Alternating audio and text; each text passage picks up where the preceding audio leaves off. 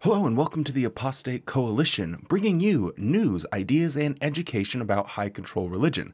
My name is Wally, and today I want to talk about thinking for yourself. Something that I find that is painful, that happens way too often, is someone will leave a high control group or religion, and they'll find themselves in another high control group or religion. And I think it's frustrating because my opinion is that the reason that this pattern sort of repeats itself is that people will oftentimes leave that religion for a scandal that happens with their leadership, or they'll have some sort of personal injustice that will happen on how they were treated, maybe unfairly, and they'll leave that religion or group because of that, and not because of a foundational reason. So I am here to talk about 3 different areas in which you can sort of start taking control of your life again if you find yourself in the same position. And that is your spirituality, your goals, and your morals. Let's do it.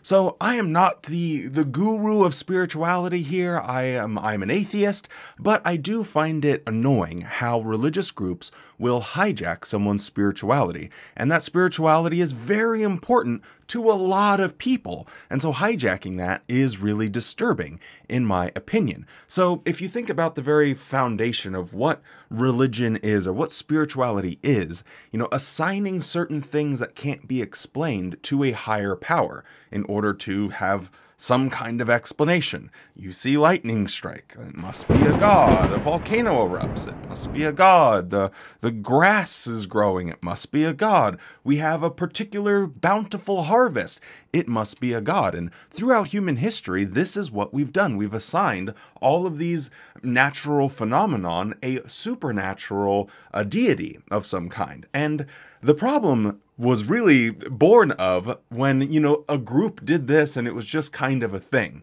Well, when a single person started stepping in and saying, "Oh no, guys, I can actually speak to God and tell you what exactly he wants. Yes, you want that bountiful harvest again?" Everyone in the room says, "Okay, great." Well, this guy gets up and says, "Well, looks like you got to take all your clothes off because we're having an orgy this weekend." And everyone looks around at each other. He's like, "Is this guy serious?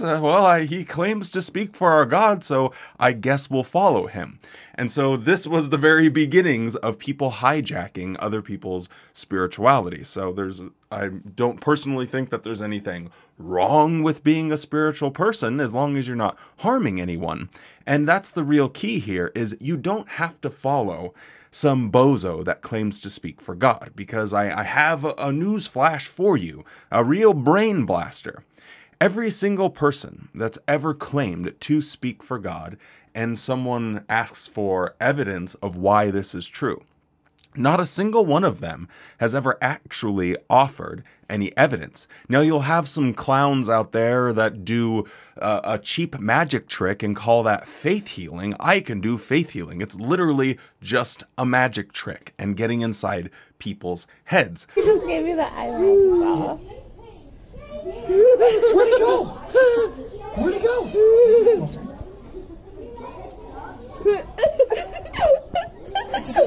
So maybe that's their evidence, but it's demonstrable that it is not evidence because it's simply not true what they're doing.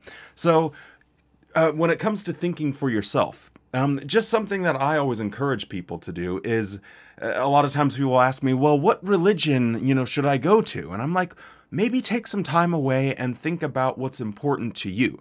Think about what you want your relationship to your creator to look like. Think about what you want your spiritual routine to be. Think about what you want to get out of being a spiritual person or having some sort of belief set, and sort of find like-minded people that avoid anyone that claims to speak for God. As soon as you hear someone saying, "Well, no, I know what God really wants or what he really thinks," that's when you should turn around and walk out the door.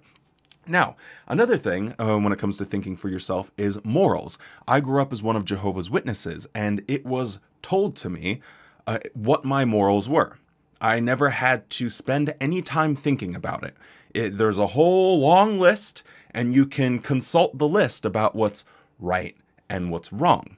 And again, this is something that's going to require time and hard work in order for you to figure out what is your moral compass, what is your moral baseline. For me, it's other human beings' well-being. I think as long as my actions and my ideas and the things that I say and do are to try and maximize the well-being of other people, then that is a good thing. And I hope if they're doing the same thing, then it will be reciprocal. And when everyone's altruistic, then the world just functions in a much better way. But when someone comes through and says, well, this is immoral, you should not be attracted to someone of the same sex as you. You should not, do X, Y, and Z. Think about the reasons why and why those things are important to you, and spend the time really tackling the question of morality.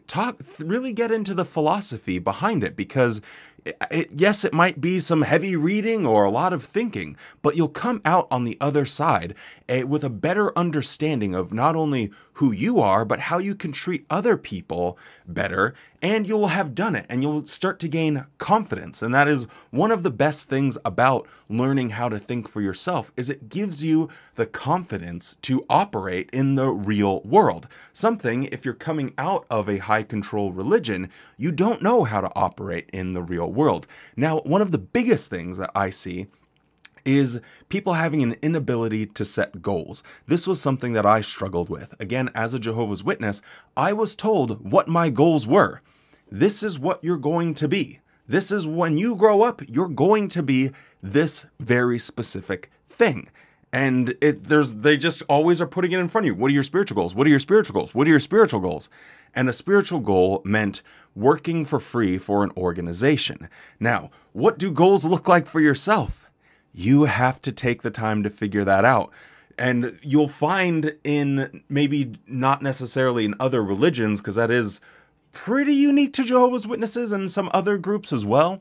But what you'll find is there's other groups out there that are always trying to set goals for you, whether that be in the workplace or otherwise. So taking some time and thinking about what you personally enjoy, what you want to do with your life, is very important, and not always be hopping and skipping from various jobs or relationships or organizations or religions that are constantly telling you, because it feels maybe comforting because that's how you grew up. Well, I like just having that sort of security net, someone telling me what to do.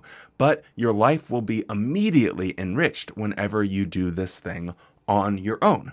Anyway, my name was Wally from the JW Thoughts channel over on YouTube. If you want to go and check out my channel, I will be posting here periodically and keeping up with the Apostate Coalition. If you found any of these ideas or these tips and tricks helpful, don't forget to drop a like on this video and subscribe to the channel, and we will see you